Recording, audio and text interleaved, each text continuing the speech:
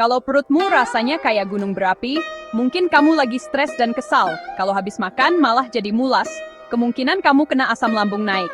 Kalau perutmu terus-terusan keroncongan, mungkin kamu butuh perbaikan pencernaan. Masalah perut itu biasa kok, dan tanda-tandanya jelas banget. Rasa panas atau sakit di perut bagian atas. Sering mulas, kembung, mual, sering sendawa, nafsu makan berkurang, kadang itu asam lambung. Kadang radang lambung, kadang juga luka di lambung, beda nama, tapi rasanya sama-sama nggak enak.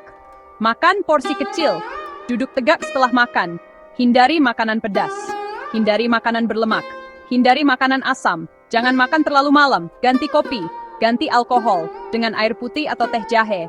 Jahe bisa meredakan mual dan membantu pencernaan.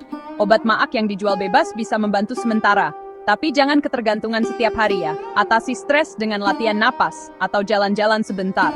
Berhenti merokok. Catat makanan yang kamu makan untuk tahu pemicunya. Usahakan tidur teratur. Kalau sakitnya sering kambuh, kalau sakitnya parah, kalau kamu melihat ada darah atau berat badan turun, segera periksa ke dokter. Mungkin kamu butuh tes atau obat resep. Makan makanan seimbang, makan pelan-pelan, minum air yang cukup, kurangi makanan olahan.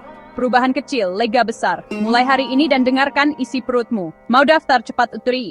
Ikuti kami untuk tips harian yang mudah.